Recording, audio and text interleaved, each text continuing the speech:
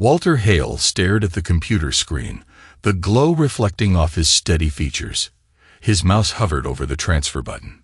10 years of disciplined saving had accumulated to this precise moment. $250,000. Not a fortune by some standards, but to him, it represented something greater than money. It was proof that he'd made it. The system processed for 3 seconds that stretched like minutes. Transfer complete. Walter leaned back in his chair and allowed himself a rare, slight smile. He didn't pump his fist or shout. That wasn't his way. Instead, he took a screenshot, saved it to his private folder, and closed the laptop that sat in the kitchen. He poured himself 2 fingers of whiskey. The amber liquid caught the morning light streaming through the window. Walter never drank before noon, except today. Some moments deserve acknowledgement. His phone buzzed. "Theo, did you do it?" Theo asked without preamble when Walter answered.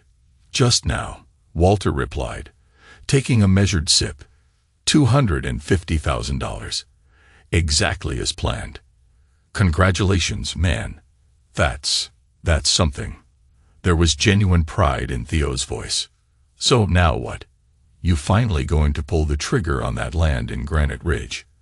Walter walked to the window, overlooking Asheville's mountain-framed skyline. "Yes, it's time. I found a few parcels that might work. Going to look this weekend." "Marlo, is she excited too?" Walter's expression didn't change, but something in his eyes cooled. "She doesn't know yet. I'm telling her tonight." A pause on the line. "Right. Well, good luck with that. I've got your back either way." After hanging up, Walter opened the desk drawer and pulled out a folder with printed listings of land parcels. Each one had been carefully researched, soil-tested, and surveyed. The top property, 5 acres backing up to protected forest, had potential. Enough room for the house he'd sketched countless times over the years. 2 stories, timber frame, large windows facing the mountains, a workshop separate from the main house where he could continue his father's tradition of woodworking. That was part of Walter's dream. He heard the front door open and quickly slid the folder back into the drawer. "Walter, you home?"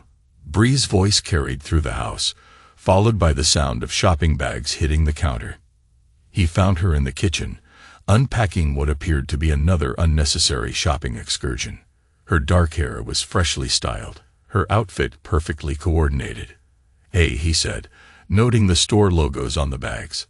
High-end brands, ones they'd agreed were outside their budget. Again, Bree looked up with a smile that didn't quite reach her eyes. "There you are. Look what I found on sale." She held up a crystal vase. "Isn't it gorgeous? 60% off." "How much was it originally?" Walter asked. Her smile faltered slightly. "Does it matter?" "It was a steal." Walter didn't press. It wasn't about the money. It was about the pattern. The constant push for more, better, more expensive things. The disregard for what they'd agreed upon. "I have some good news," he said instead. "Oh." She placed the vase on the counter, already distracted by her next purchase. "I hit my savings goal today. The house fund is complete." Bree stilled, then turned to him with an expression he couldn't quite read. "The house fund? Oh, right. That boring dream of yours." The word stung more than Walter would admit. Boring dream. She laughed lightly, waving a dismissive hand. "You know what I mean. Building a house from scratch in the middle of nowhere when we could buy something amazing right here in the city. Something with style. Something that doesn't require years of construction and compromise." "It's not about style," Walter said quietly. "It's about building something that lasts. Something that's ours." "No, it's yours," she corrected, unpacking another bag. "Your dream. Your obsession with proving you're not your father." Walter felt his jaw tighten. "My father built things with his hands. There's honor in that." Bree sighed dramatically. "There's also poverty in that, which is why you're so obsessed with saving every penny. When we're not poor anymore, Walter, we could actually enjoy life instead of hoarding money for some hypothetical future." She walked over and placed a hand on his chest, her tone softening. Wouldn't you rather live now? Travel? Experience things? We're young. Successful. Why wait? Walter looked down at her, seeing the calculation behind her smile. Because some things are worth waiting for. She rolled her eyes and moved back to her purchases. Well, I gotta get ready. I'm meeting Dev for drinks before the charity thing tonight. I thought that was tomorrow. No, it's definitely tonight. You wouldn't be interested anyway. Just a bunch of boring networking. She headed toward their bedroom, then paused. Oh, and Drayden Knox confirmed he's coming to our dinner party on Saturday. He's bringing that new wine he imported from Italy, the one I told you about. Walter nodded, though he had no recollection of any such conversation. Drayden Knox, the flashy entrepreneur who had suddenly appeared in their social circle 3 months ago, always talking about his tech startup and his connections. Don't forget to pick up your suit from the dry cleaner, Bree called over her shoulder. The navy one, not that old black one. We need to look the part. After she disappeared upstairs, Walter returned to his office and reopened the land listings.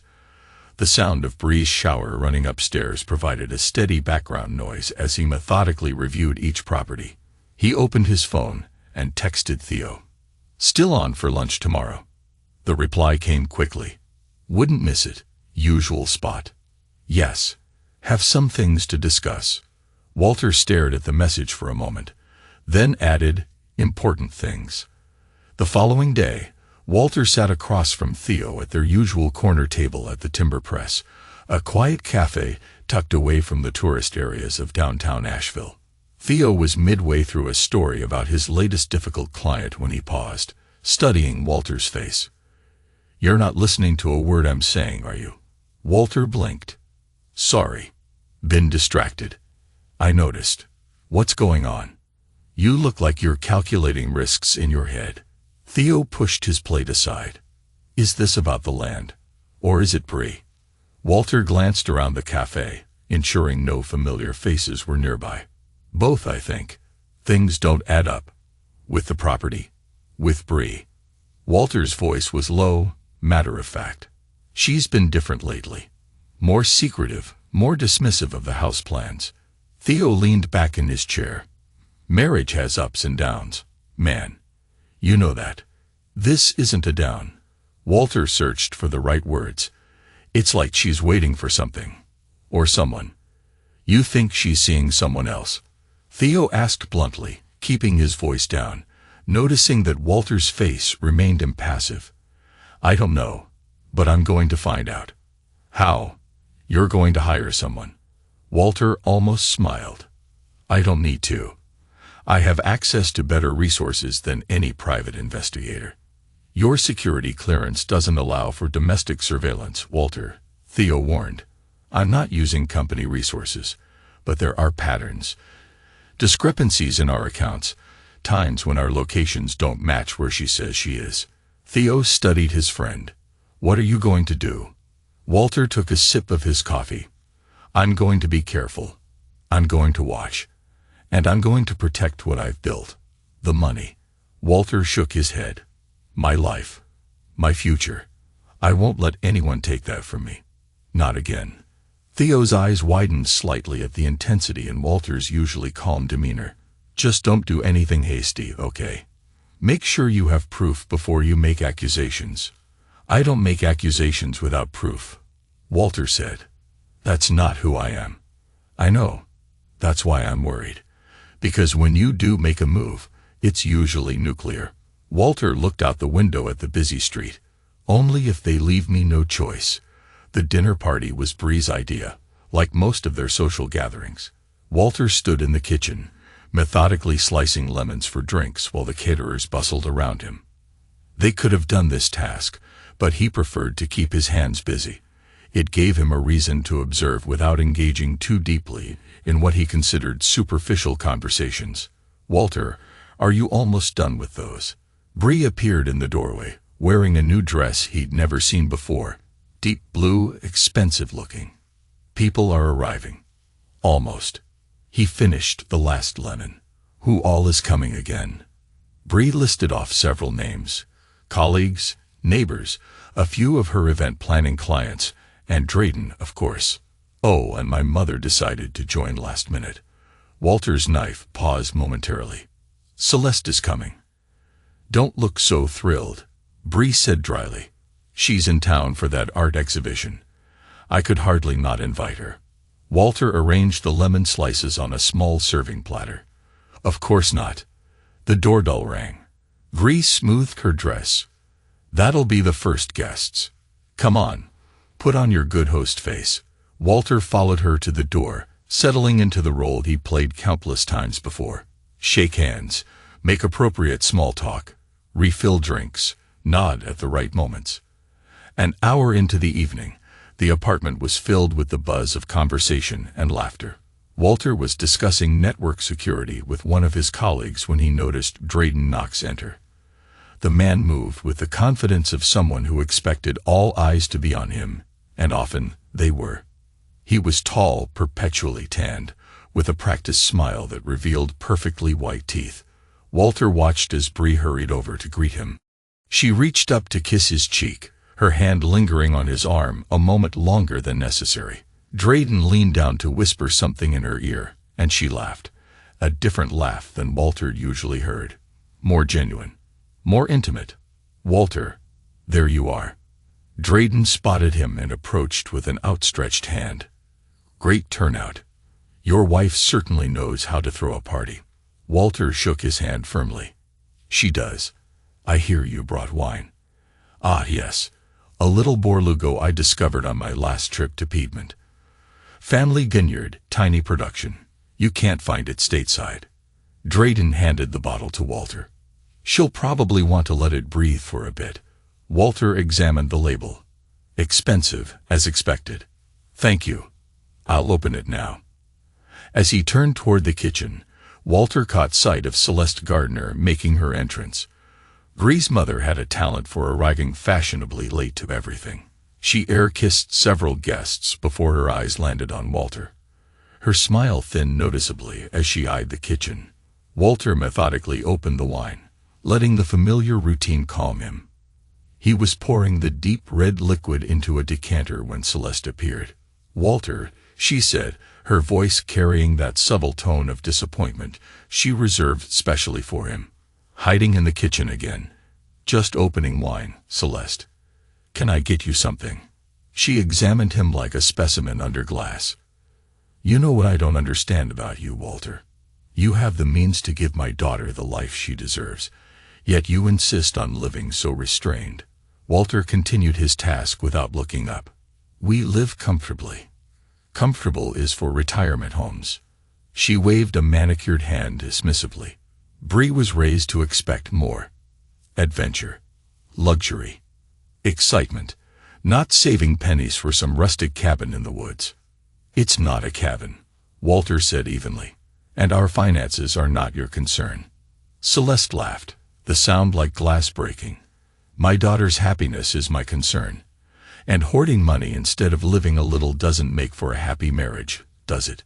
Before Walter could respond, Bree entered with Drayden close behind. Mother, I was looking for you. Bree's voice was bright, performative. I see you found Walter. Just catching up with my son-in-law, Celeste said sweetly. Drayden clapped Walter on the shoulder. Is that my Barolo? Excellent. Shall we bring it out? He grinned. I was just telling Bree about this investment opportunity that's perfect for someone with your background, Walter. Walter picked up the decanter. What kind of opportunity? My tech startup is moving into security applications. Military-grade stuff. Right up your alley. Drayden guided them back toward the living room. The returns are going to be enormous. Early investors are looking at a 5-time multiple, minimum. Sounds too good to be true, Walter remarked. Drayden laughed. That's what they said about Bitcoin 10 years ago. Some people see opportunity, others see risk. It's about vision. Throughout the evening, Walter observed the subtle dance between Bree and Drayden. The casual touches, the inside jokes, the way they seemed to gravitate toward each other in a crowded room. Later, as guests began to leave, Walter overheard a conversation between Bree and her mother in the hallway. "He's perfect," Celeste was saying. "Ambitious, connected, generous. Why couldn't you have met him first?" "Mother, please," Bree hissed. "Not here. I'm just saying, darling. Walter is adequate, but he'll never understand what someone like you needs." Walter moved quietly back to the living room, his face betraying nothing of what he'd heard. After the last guest departed, Bree kicked off her heels with a sigh. "That went well, don't you think?" Walter collected empty glasses from the coffee table. Drayden seemed very friendly tonight. Bree paused, then resumed removing her earrings. "He's friendly with everyone. That's how he networks." "Is that what you were doing in the study?" "Networking." Her hand froze midway to her ear. "What? You and Drayden? In the study? For 20 minutes. Bree rolled her eyes. "He was showing me photos of a venue in Milan. He thinks it would be perfect for my client's destination wedding." "Don't be paranoid, Walter." "I'm not paranoid. I'm observant," Walter said, placing the glasses in the sink. "And I observe my wife being unusually familiar with another man." Bree marched over to him. "What exactly are you accusing me of?"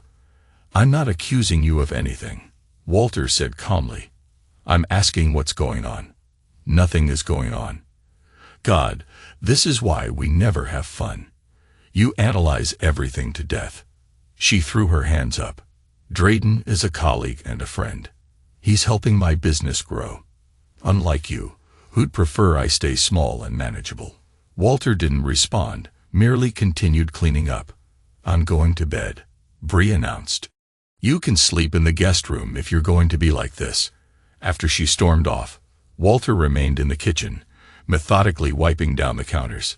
His movements were precise, controlled. He pulled out his phone and made a note in a secured app. Then he sent a text to Theo. "The cracks are showing. Need to accelerate the plan." Monday morning found Walter at his desk at Quantum Shield, the federal security contractor where he'd worked for 8 years. Lines of code scrolled across his dual monitors as he tested a new firewall implementation. The office hummed with the quiet intensity of technical professionals, each focused on their specialized tasks. A knock on his open door pulled his attention away from the screen. Kendra Bell stood there, tablet in hand, tall with short-cropped hair and intelligent eyes that missed little. "Got a minute?" she asked. Walter nodded and gestured to the chair across from his desk. Kendra closed the door before sitting down, unusual for routine matters. "Found something odd during the back-end security scan," she said, her voice low despite the closed door. "Thought you should know about it directly." She handed him the tablet. Walter scrolled through the data, his expression unchanging, even as his pulse quickened slightly. "Someone's been running a tracking app on my work device," he said, not as a question. Kendra nodded. "Installed remotely about 3 months ago, sophisticated enough to evade our regular scans, but it triggered an anomaly during the deep dive." "Can you trace it?" "Tried. It's bouncing through multiple VPNs. Very deliberate." Walter handed the tablet back. "What about my personal devices? Have you checked them?" Kendra hesitated. "That would be outside protocol." "Since when has that stopped you?"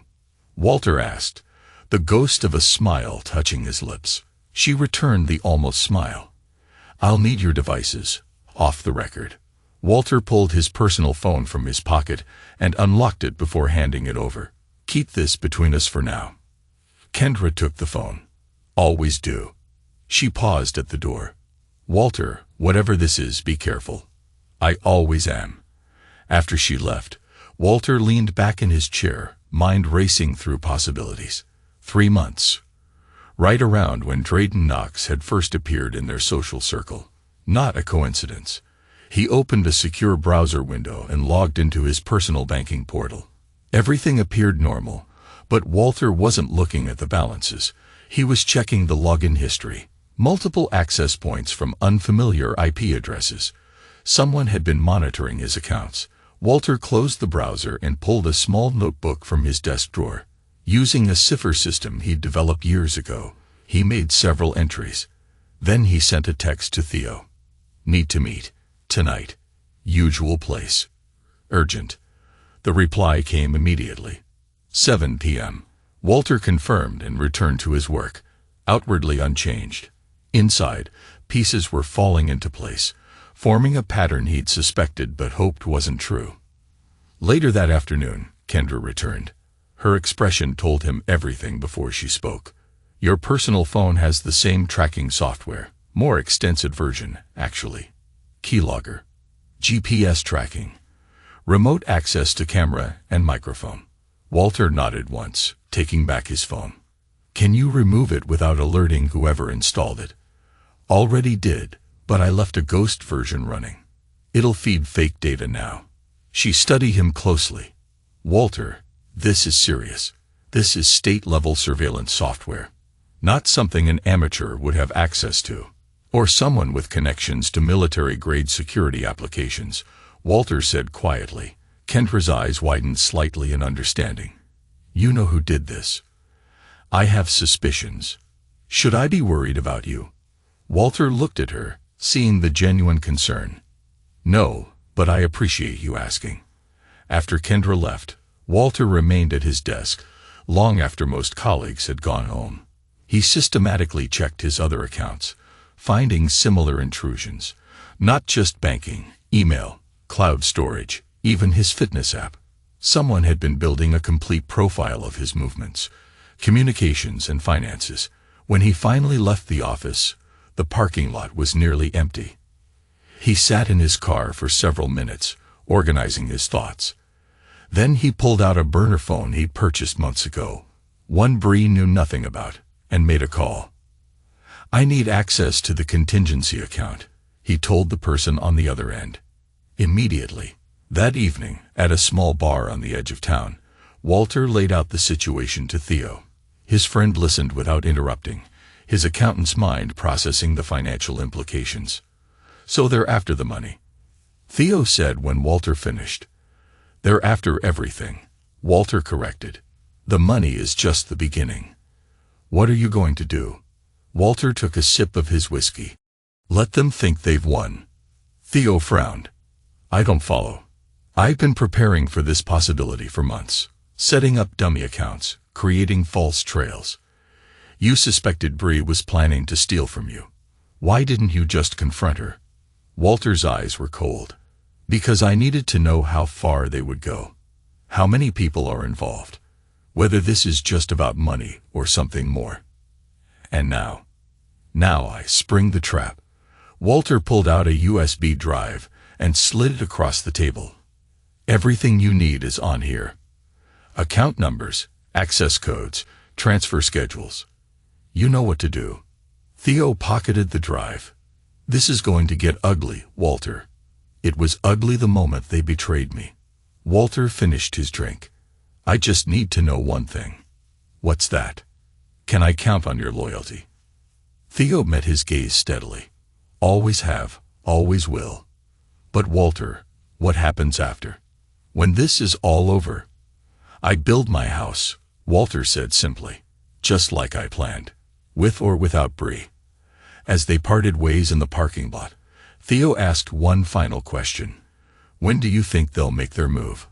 Walter looked up at the night sky, clear and star-filled above the mountain town. Soon. They're getting impatient, and impatient people make mistakes. Walter woke before his alarm, a habit formed in childhood when his father would rouse him for early morning jobs. The space beside him in bed was empty, the sheets cold. Bree hadn't come home last night. Her text claimed a late event planning session, followed by staying at Des' place. Walter had replied with a simple okay, knowing it was a lie. He showered and dressed methodically, choosing his standard work attire, charcoal slacks, blue button-down, no tie. The routine was comforting, a counterpoint to the chaos he anticipated. Exactly 8:15 a.m., Walter sat at his home office desk and opened his laptop. He navigated to his primary bank account and logged in. The balance showed $3,217.42. His house fund account, The one that had held $250,000 just days before displayed $0.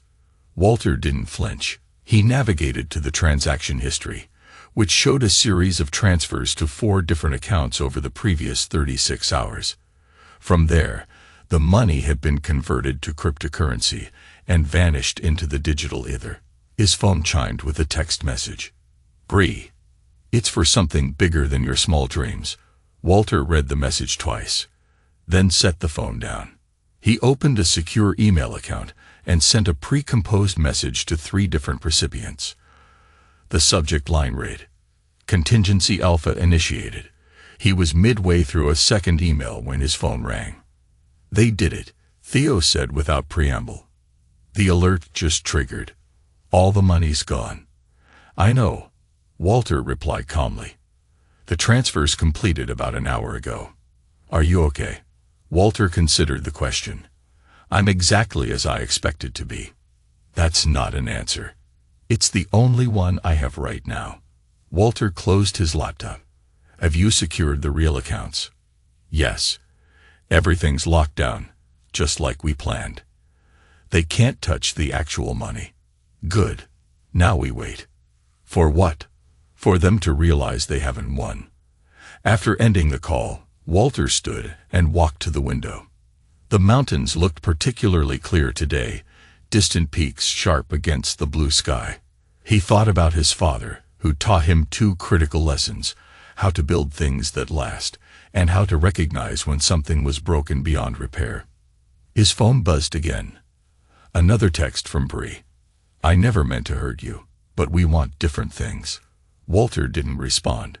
Instead, he gathered his keys and wallet and left the apartment. He had a meeting with a real estate agent to view the land parcel in Granite Ridge. Life continuing as planned, despite everything. The property was exactly as he'd envisioned. 5 acres of gently sloping land backed by forest, with mountain views to the west. The agent, a middle-aged woman named Janet, seemed confused by his calm demeanor. "And you're looking to build right away?" she asked as they stood on what would be the home site. "Yes, I already have preliminary plans drawn up." "Wonderful. And will your wife be joining us for a second look?" Most couples want to decide together on such a big purchase. Walter gazed at the view. "No, this decision is mine alone." Janet's expression shifted to understanding. "I see. Well, the asking price is firm. But I think we cold." Walter's phone interrupted her. Kendra was calling. He excused himself and moved a few steps away. "We have a problem," Kendra said without greeting. "Someone's trying to access your secured work files remotely, using your credentials." "Block it," Walter instructed. "And initiate the trace protocol we discussed." "Already done." "Walter, this is advanced. They're using tools only someone with serious connections would have. Or someone sleeping with such a person." Walter said flatly, "This is personal, isn't it?" "Very. I'll be in the office in 30 minutes. Don't alert anyone else." Walter returned to Janet. "I'll take it. Full asking price. How soon can the paperwork be ready this afternoon?" As he drove back to the city, another text came through from Bree. "You should have shared more. Been more generous. This is your fault." For the first time, Walter smiled. Everything was proceeding as anticipated. Walter pulled up to Celeste Gardner's Tudor-style home in the historic district of Asheville. The house, like Celeste herself, projected old money and rigid propriety. He sat in his car for several minutes, gathering his thoughts. This confrontation had been inevitable from the moment he married Bree 7 years ago. Celeste had made it clear then that she considered him temporary, a stepping stone to something better for her daughter. He approached the front door and rang the bell. Classical music drifted from inside. A Bach concerto played too loudly. Deliberate, Walter thought, to cover conversations. The door opened to reveal Celeste, impeccably dressed as always, a glass of white wine in hand despite the early hour. "Walter," she said, surprised, briefly crossing her features before smoothing into a practiced smile. What an unexpected visit. Is Bree here? He asked directly. Because she's hiding from me. Celeste's smile tightened. My daughter, why would she be here? After stealing $250,000, the facade cracked. Triumph flashed in Celeste's eyes before she composed herself.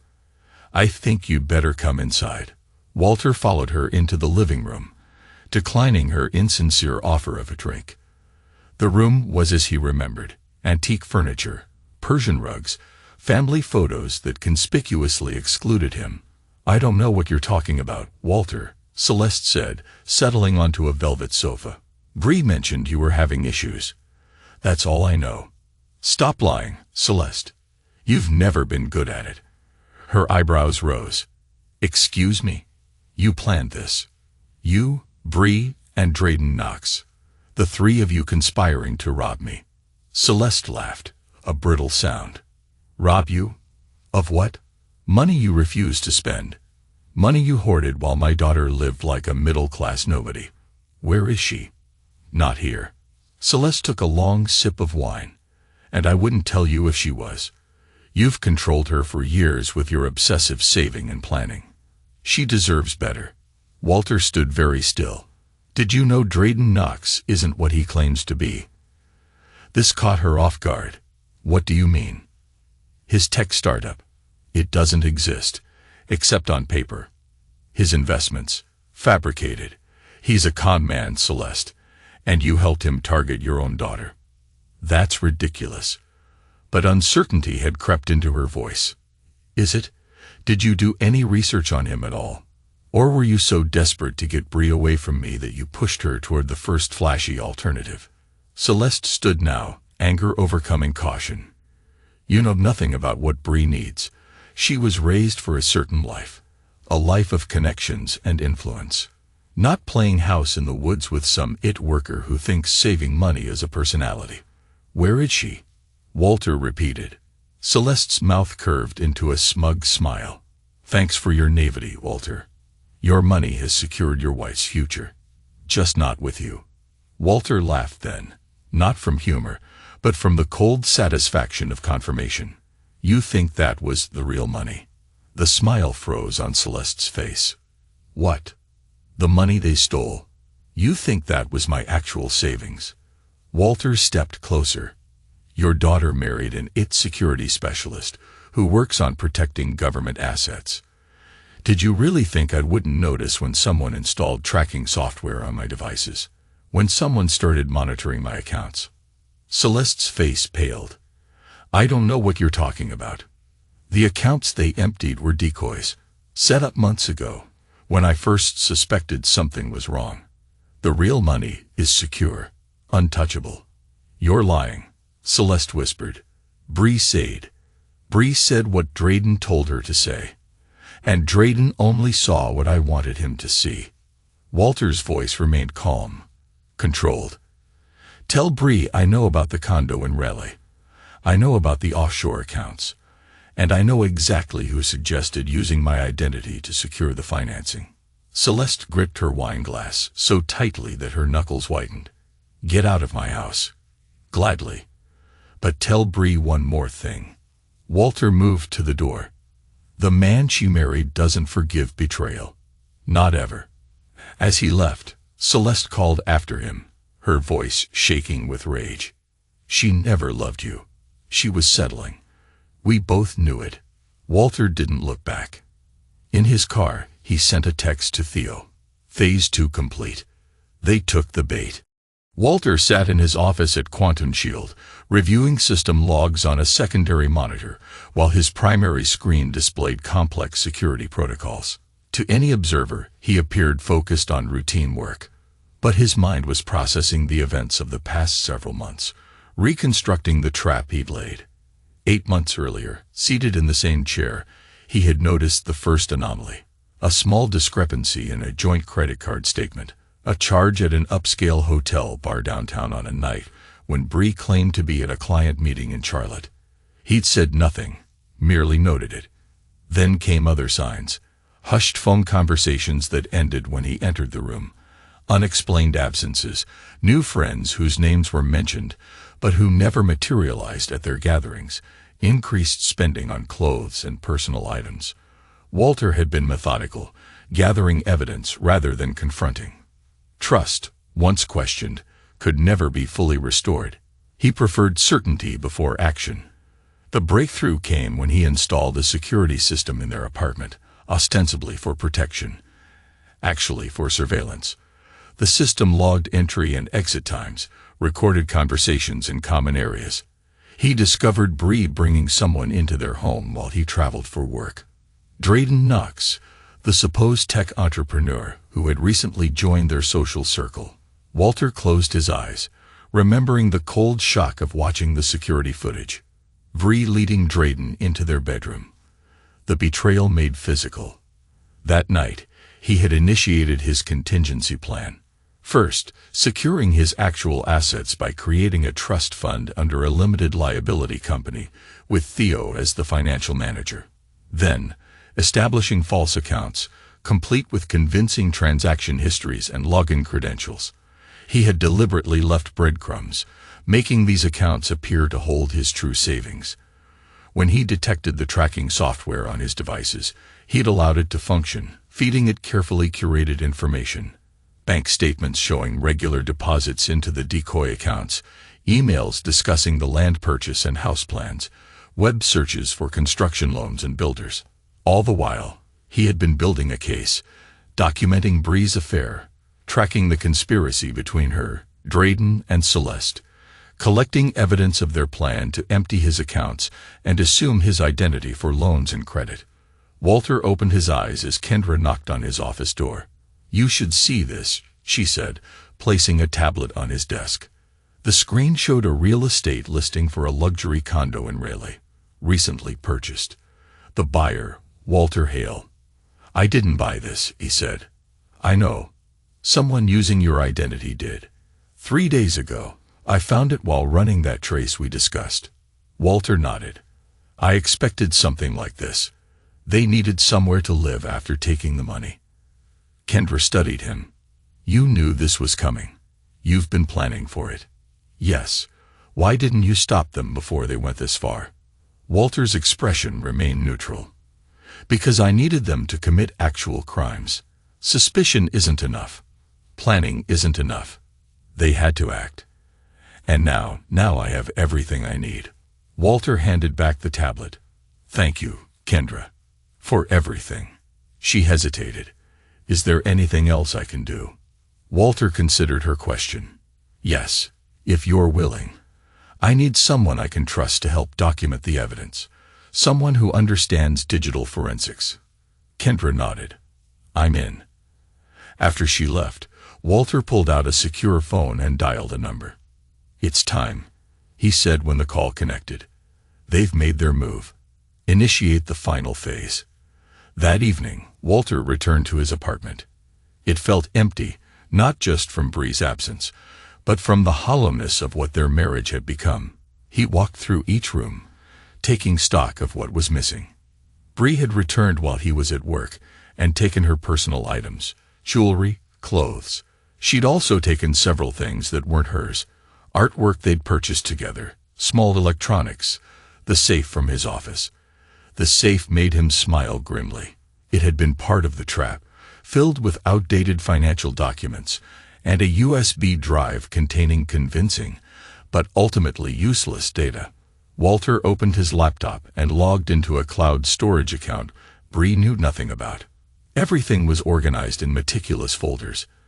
Every piece of evidence he'd gathered. Security camera footage, bank records, credit card statements, phone logs, emails, texts, the complete chronicle of betrayal. He began systematically downloading the files he would need for the next phase. As documents transferred, he allowed himself a rare moment of reflection. He had loved Bree once, or thought he had. Now he wondered if he had merely been in love with the idea of her, the beautiful, vivacious woman who had somehow chosen him. But that wasn't accurate either, was it? She hadn't chosen him. She had selected him, targeted him for his stability and income. A stepping stone, as Celeste had implied. Her true nature had been there all along, beneath the charm and smiles. He simply hadn't wanted to see it. Walter's phone buzzed with a text from Theo. "They're using the credit cards, making large purchases. Let them," Walter replied. "The more charges, the stronger our case." He continued working late into the night, assembling the evidence that would form the foundation of his counterattack. Not out of anger, though that existed beneath his calm exterior. Not out of vengeance, though that would come as a natural consequence. No, Walter worked methodically because that was who he was. A builder, a planner, a man who had learned from his father that the strongest structures were those with the deepest foundations. By morning, everything was in place. Walter showered and dressed with particular care, selecting one of his better suits. Today would be decisive. As he left the apartment, his phone chimed with a new email from Bree. Subject line: "We need to talk." Walter deleted it without reading the content. They were well past talking now. The condo in Raleigh stood on the 22nd floor of a glass tower downtown, with views spanning the city. Walter sat in his car across the street, observing the building's entrance. According to the information Kendra had provided, Bree and Drayden had moved in 4 days ago. The purchase price, $1.2 million, with a mortgage fraudulently obtained using Walter's identity. He had no intention of confronting them directly. That wasn't his way. Instead, he pulled out his phone and made a call to the attorney he'd retained the previous week. "Everything is prepared," the lawyer confirmed. "The filings will be submitted this afternoon. Do you want to proceed with all actions simultaneously or stagger them?" "All at once," Walter replied. "No warnings." "Very well. The cease and desist letter regarding the property will be delivered today. The divorce papers and financial freeze will follow. The criminal complaints will be filed with both local and federal authorities by end of day. Any evidence, all properly submitted and verified. We've built a strong case, Mr. Hale." After ending the call, Walter remained watching the building. Part of him wanted to see Bree's face when she received the legal notices, but that was emotion talking, and emotions clouded judgment. He started his car and drove away. Back in Asheville, Walter met with Theo at the accountant's office. The space reflected Theo's personality, organized but not sterile, professional yet comfortable. "All the accounts are secured," Theo confirmed, sliding a folder across his desk. "The real money is untouchable. I've also frozen the joint accounts and credit cards, as you requested." Walter nodded. "Any activity before they were frozen?" "Plenty." Theo pointed to a printed statement. "Luxury purchases mainly. Jewelry, electronics, clothing. About 60,000 in 3 days. On my cards." "Yes, but we've documented everything." "The credit card companies are already investigating the fraud claims." Walter reviewed the papers methodically. "What about the trust? Is it secure?" "Completely. The LLC structure is rock solid. They can't touch it, even if they knew about it." "Good." Walter closed the folder. "I'm closing on the land tomorrow." Theo's eyebrows rose. "You're still buying the property?" "Now. Especially now. The house was never about Bree. It was about creating something lasting. Something true." Walter's voice remained steady. "That hasn't changed." Theo leaned back in his chair. "You're the calmest, betrayed husband I've ever seen." "What would anger accomplish?" Walter asked. "It wouldn't return what was taken. It wouldn't restore trust. Better to focus on rebuilding." Still, most men would want revenge. Walter almost smiled. "This isn't revenge, Theo. It's justice. There's a difference." That evening, Walter returned to the apartment to find Bree waiting outside the door. Her normally perfect appearance was disheveled, her eyes darting nervously as he approached. "What have you done?" she demanded, her voice shrill. "Our cards are declined. The bank accounts are frozen. I have lawyers calling me about identity theft charges." Walter unlocked the door and entered the apartment. Bree followed, anger overriding caution. "Did you hear me? What did you do?" Walter set his keys on the counter. "I protected what's mine." That money was ours. We're married. Yes, we are. For now. Walter faced her. But marriages are built on trust, Bree. And you destroyed that when you started sleeping with Drayden Knox in our bed while I was away on business trips. The color drained from her face. You knew. I know everything. The affair. The conspiracy to empty the accounts. Using my identity to purchase the condo. All of it documented and submitted to the authorities.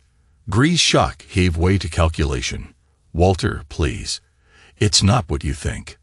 Drayden manipulated me. He said. Stop lying. Walter cut her off. It insults both of us. Fine. Her facade cracked, revealing the cold person beneath. You want the truth. I was never going to stay with you forever. You're boring, Walter. Predictable. All those years of saving and planning for a simple house in the mountains. That's not a life. That's a prison. A prison you were happy to occupy while spending my money. Not enough of it. You could have given me everything I wanted, but you were too obsessed with your precious future. She spat the word. Drayden understands what life should be. Excitement, luxury, adventure, and theft. Does he understand that too? Walter's voice remained calm.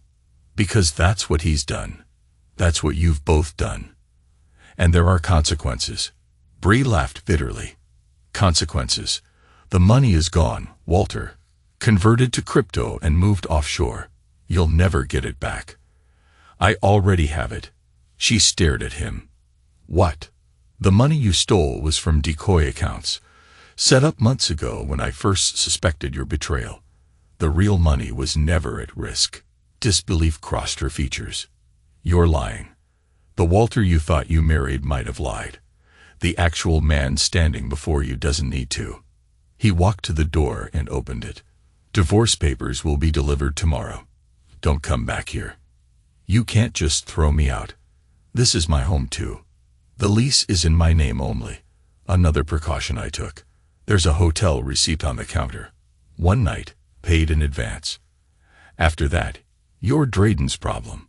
Walter's tone was final. Though I suspect he'll be less interested in you once he realizes you failed to deliver the money you promised. Bree's composure crumbled completely. You can't do this to me. I'm not doing anything to you, Bree. These are the consequences of your own choices. I'll fight you, she threatened. I'll tell everyone you mistreated me, that you control me financially. That you'll lose, Walter stated simply. Every conversation in this apartment for the past 6 months has been recorded. Every text message saved. Every email preserved. Make false accusations, and I'll add perjury to the charges against you. Bree stared at him, seeing him clearly perhaps for the first time. I never really knew you, did I? No, Walter agreed. You didn't. You saw what you wanted to see. A simple, predictable man you could manipulate. That was your mistake. After she left, Walter moved through the apartment, opening windows to clear the lingering scent of her perfume. His phone buzzed with a message from Kendra. Federal Cybercrimes Unit is interested in the evidence. They want to meet tomorrow. Walter texted back his agreement. The machinery of justice was in motion now. Unstoppable, like all well-designed systems. He poured himself a measure of whiskey and looked out at the mountains in the distance. Tomorrow, he would own a piece of them. A first concrete step toward the future he'd always planned. One built on solid ground, not shifting sand. The federal building in downtown Asheville housed various government offices, including a satellite location for the FBI Cyber Division. Walter sat in a conference room on the 3rd floor, surrounded by printed evidence and digital displays. Across from him were 2 federal agents and the district attorney. Mr. Hale, Agent Lowell began, reviewing the documents before him. I want to be clear about what you're alleging. You believe your wife, Breel Hale, conspired with Drayden Knox to commit identity theft, wire fraud, and grand larceny. I don't believe it, Walter replied evenly. I've documented it. He gestured to the evidence spread across the table. Bank records showing unauthorized transfers, credit card statements with fraudulent charges, loan applications bearing forged signatures, real estate documents for the railway condo purchased using his stolen identity. And you've provided security footage from your apartment showing Miss Hale and Mr. Knox accessing your home office, correct? The district attorney asked. Yes, along with recorded conversations discussing their plans. Agent Lowell leaned forward. Mr. Hale, I have to ask. You work in cybersecurity. You noticed the intrusions into your accounts months ago. Why wait until after they committed these crimes to come forward? Walter met his gaze. Because I wanted irrefutable proof. Suspicion isn't enough for a conviction. So you created decoy accounts. Let them think they were stealing your actual savings. Correct. That shows considerable forethought, Mr. Hale. I'm a methodical person, Agent Lowell. The second agent, who had been silent until now, spoke up. What about Drayden Knox? You've made allegations about his business practices as well. Walter nodded toward one of the digital displays. My colleague, Kendra Bell, compiled that information. Knox claims to run a tech startup developing security applications, but the company exists only on paper. He's been soliciting investors using fabricated financial projections and non-existent product demos. A Ponzi scheme, the district attorney clarified. Essentially, Walter agreed. He uses new investor money to pay returns to earlier investors, creating the illusion of success. He's also been laundering money through various shell companies. The meeting continued for 3 more hours as Walter walked them through the evidence, piece by piece. His presentation was thorough, dispassionate, factual. No emotional appeals. No exaggerations, just the documented truth. As the meeting concluded, Agent Lowell shook Walter's hand. We have more than enough to proceed with federal charges. The district attorney will handle the state-level prosecution. How soon? Walter asked. We'll move quickly, the agent promised. Given the nature of the crimes and the possibility they might flee, we're preparing arrest warrants today. Walter nodded. I appreciate your thoroughness. Outside the federal building, Walter called Kendra. It's done. They're moving forward with charges. Good, she replied. Listen, I've been thinking about what you said about making this public. I have a contact at Tech Truth, that online whistleblower blog. They'd be interested in Drayden's fraudulent startup. Do it, Walter authorized. But keep my name out of it. Focus on investment fraud, not my personal situation. Will do. Walter, are you okay? The question caught him off guard. Few people asked about his well-being.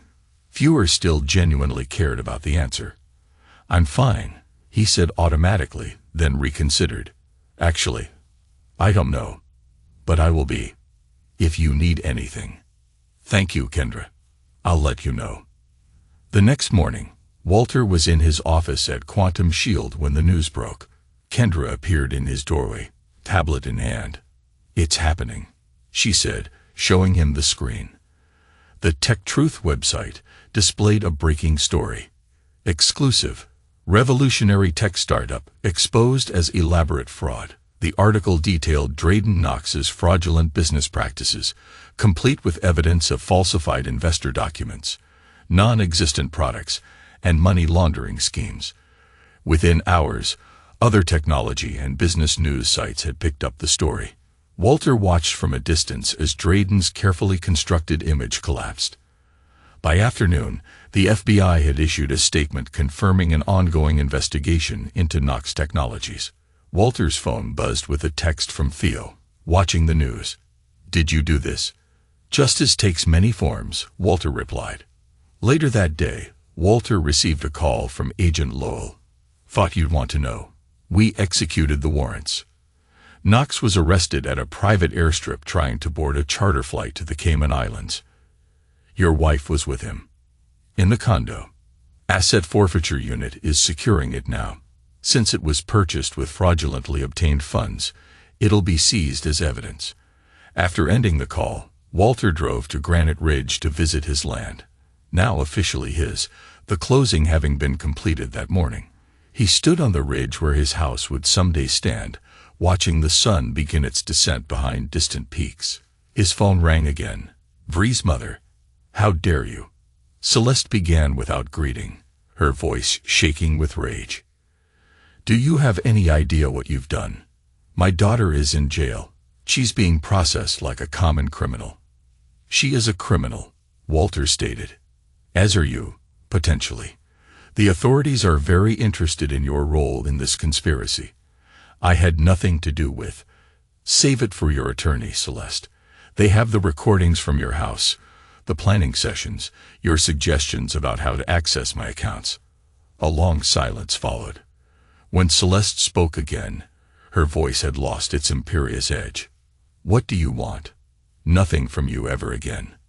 There must be something, some arrangement we can come to. No, Walter said simply, there isn't. He ended the call and put the phone on silent, turning his attention back to the mountains. This land, this future, was untainted by betrayal.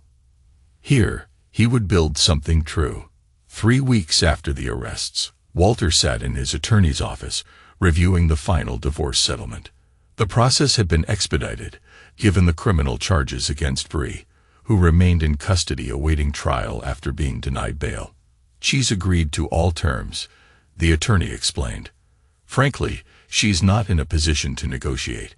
With the pending criminal charges and overwhelming evidence, the judge would have ruled in your favor regardless. Walter nodded, signing where indicated.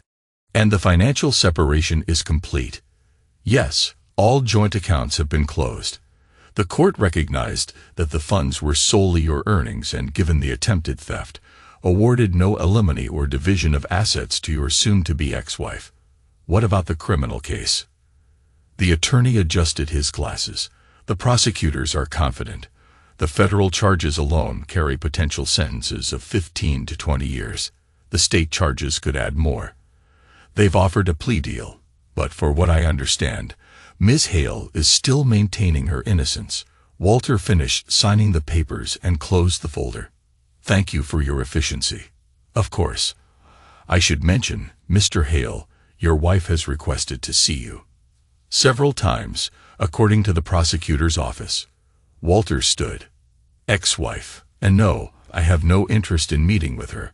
I expected as much, but felt obligated to pass along the request. As Walter left the building, his phone rang. An unfamiliar number with the county jail prefix. He declined the call. That evening, Theo came over to the apartment with takeout and beer. They sat on the balcony, the spring air warm and fragrant with blooming trees. So it's official, Theo said, raising his bottle. Freedom. Walter took a drink but didn't toast. It's not about freedom. It was never about being trapped. No. Then what was it about? Truth, Walter said after a moment. Building a life on solid ground. Theo studied his friend. You've lost weight. You sleeping. Enough. That's not an answer. Walter shrugged. I'm adjusting. To being right. To winning. Theo shook his head. Most guys would be celebrating. You took down everyone who tried to hurt you. You kept your money, your dignity. You bought your dream property. By any measure, you've won. It's not about winning either. Then what is it about, Walter? Because from where I sit, you got everything you wanted, but you look hollow. Walter set his beer down. Did I ever tell you about my father's tools? His carpentry tools? The ones you keep in storage? Yes. When I was 10, I asked him why he didn't buy new ones. His were worn, some damaged. He told me, tools that build things that last don't need to be pretty or new. They just need to be true. Walter looked out at the mountains. I thought my marriage was a tool for building something lasting.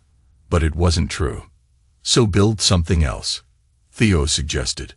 The house. A new relationship, eventually. Your life isn't over because Bree betrayed you. I know. They sat in companionable silence until Theo spoke again. Bree called me yesterday. Walter's expression didn't change. What did she want to talk to you? Said you're refusing her calls, ignoring her letters. I am. She claims she can explain everything. That it wasn't her idea. That Drayton manipulated her. Probably what she's telling her attorneys too. Theo hesitated. Maybe you should hear her out. Not for her sake, but for yours.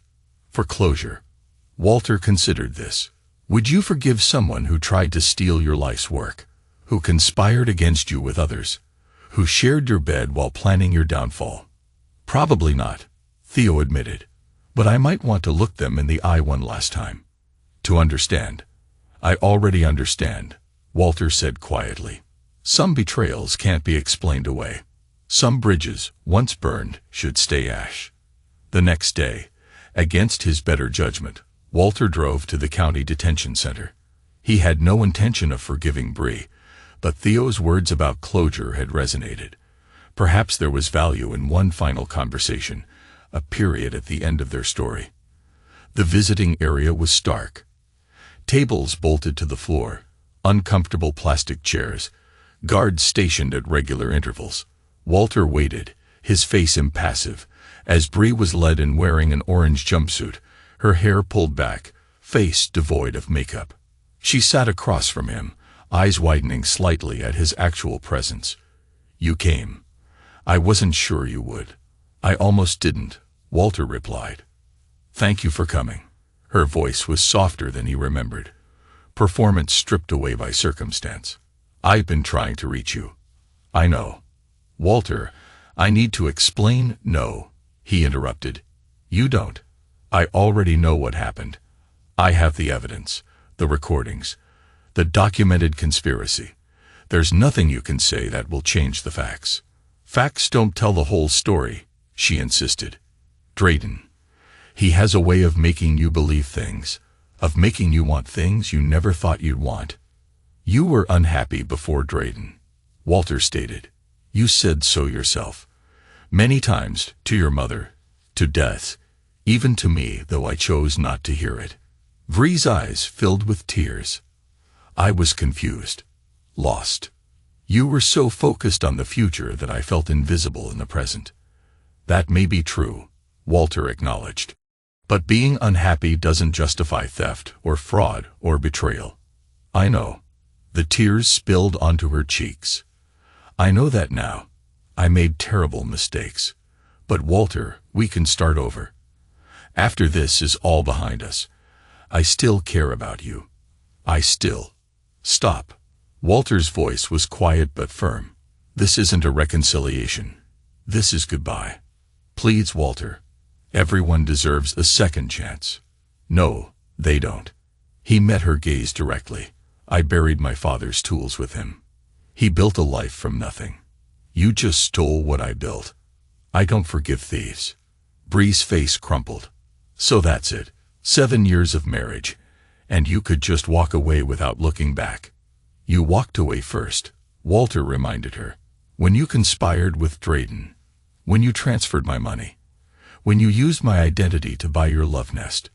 Those were your choices. What about your choices? She challenged. Setting traps. Recording private conversations. Creating fake accounts to entice me into committing crimes. I didn't entice you into anything. I documented what you were already doing, what you had already decided to do. Bree wiped her tears with the back of her hand.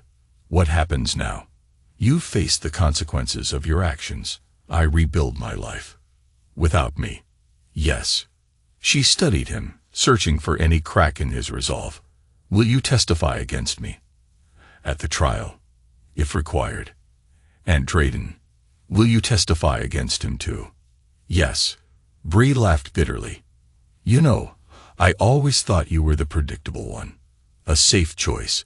But you're ruthless, Walter. Underneath that quiet exterior, you're colder than anyone I've ever known. Walter stood, not cold, principled. There's a difference. Wait, she called as he turned to leave. What about my things? My clothes? My jewelry? Whatever was truly yours has been boxed and sent to your mother's house. Anything purchased with joint funds or my money remains with me. And what will you do with it all? My life. Walter paused. I'll sell it and use the money to build my house. As he walked away, Bree called after him one last time. I never meant for it to end like this. Walter didn't turn back. Some endings couldn't be rewritten, no matter how much one might wish otherwise. 6 months passed. Fall painted the mountains in fiery colors, oranges, reds, golds. Walter stood on his land in Granite Ridge, now cleared for construction. Foundation work would begin the following week. The permits were secured. The builder contracted. The criminal cases had progressed rapidly. Drayden, facing multiple federal charges for fraud, money laundering, and conspiracy, had accepted a plea deal in exchange for testimony against his co-conspirators.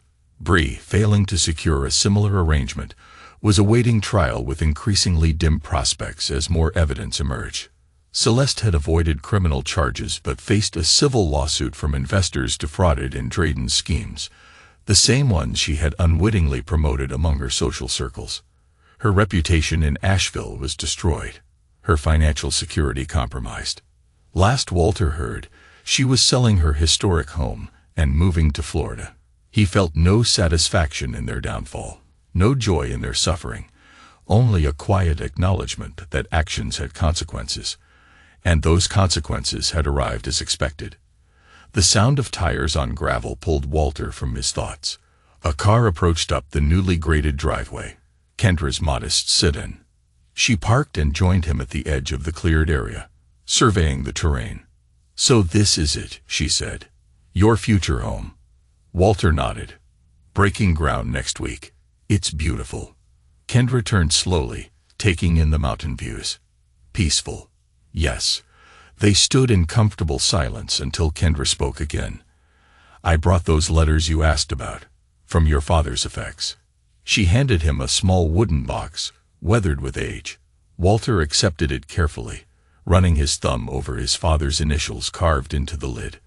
"Thank you for retrieving this from storage," he said. "I haven't looked at these since he died." "May I ask why now?"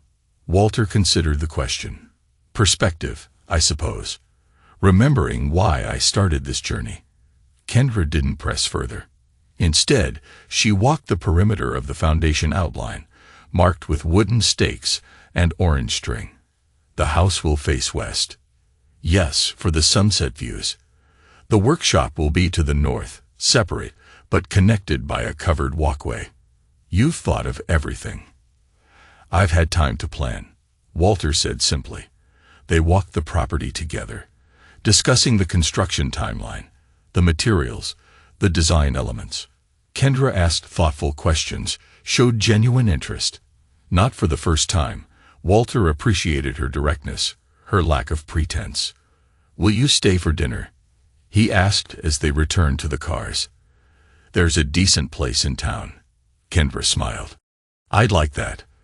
Over dinner at a local restaurant, their conversation shifted from the house to work, to books they'd read recently, to Kendra's background in digital forensics. Walter found himself listening more than talking, genuinely interested in her perspectives. "You seem different," Kendra noted, as they finished their meal. "More present." Walter considered this. "Maybe I am. The past 6 months have been clarifying." "In what way?" "I spent years believing I was building one kind of life, only to discover it was built on false assumptions. That requires reassessment." Kendra nodded. "And has your reassessment led to any conclusions?" "A few," Walter replied. "That integrity matters more than appearances. That loyalty should be earned, not assumed. That some failures are necessary for growth. Wise conclusions, not wisdom. Experience." Walter paid the bill despite her protests. "Thank you for dinner. And for bringing the letters." "Of course. Any time." They parted in the parking lot with a simple goodbye. No commitments, no complications, just mutual respect, and the possibility of something more, someday when the time was right. Back at his temporary rental cabin, Walter opened the wooden box Kendra had brought. Inside were dozens of letters. Some his father had written but never sent. Others were from friends and colleagues, singing his praises. Walter had discovered them after his father's death. Tangible evidence of the man's impact on others, Despite his humble circumstances, he selected one envelope at random and carefully extracted the letter inside. His father's handwriting, slanted and precise, filled the page. The letter was addressed to Walter himself, dated shortly before his father's final illness. As he read, one passage stood out. "Don't chase revenge, son. Build something so great, it makes them wish they stayed loyal. Success isn't about making others regret their choices. It's about being at peace with your own." Walter folded the letter carefully and returned it to the box. His father, a simple carpenter with an 8th-grade education, had understood what Walter was only now learning. The best response to betrayal wasn't retaliation, but creation. The next morning, Walter met with the builder on site. They walked the property, discussing the foundation details, the timber framing, the utility connections. Walter had revised the house plans in recent months, simplifying some elements, expanding others. The core remained the same, a solid structure built to last generations. "We can start digging Monday," the builder confirmed. "Weather permitting." "Good." Walter handed him a check for the first installment. "I'll be on site as much as possible." Most clients prefer to keep their distance during construction. "I'm not most clients," Walter replied. "This house is more than an investment." After the builder left, Walter remained on the land alone. He opened his father's box of letters again, selecting another at random. This one, unlike the others, contained a single sheet with just a few lines. "A house is made of walls and beams.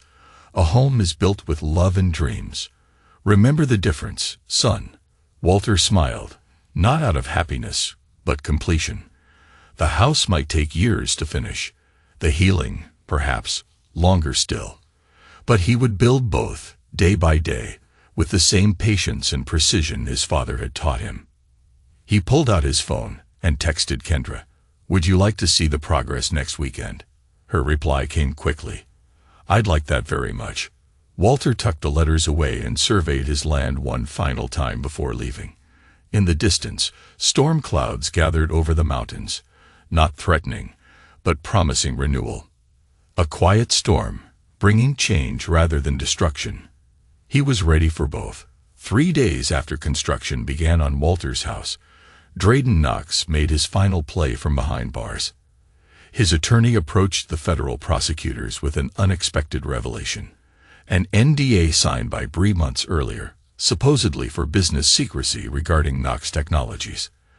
The document, upon examination, proved to be a liability waiver, one that effectively made Bree the sole responsible party for the financial crimes.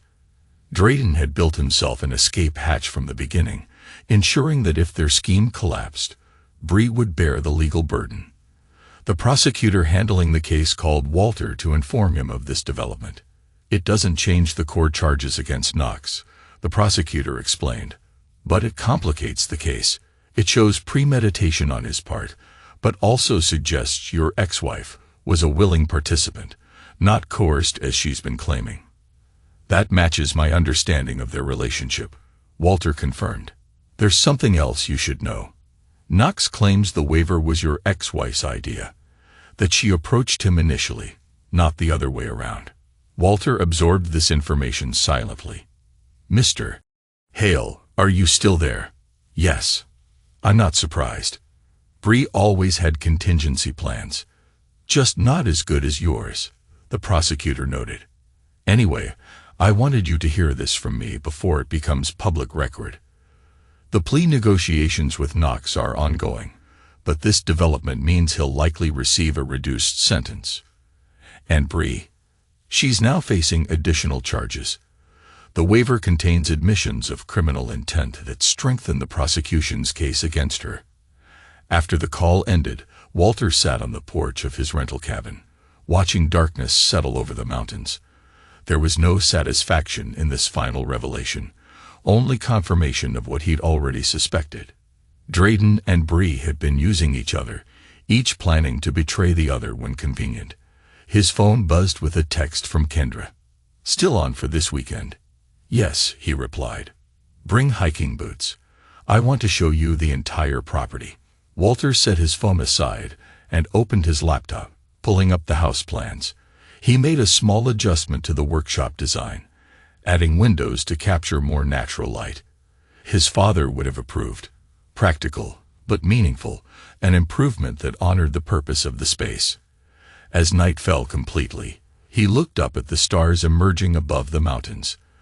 The future stretched before him, unwritten but full of possibility. Not the future he had once planned, perhaps, but one built on his own terms. His legacy. Walter closed the laptop and allowed himself a genuine smile. The quiet storm had passed. Now came rebuilding.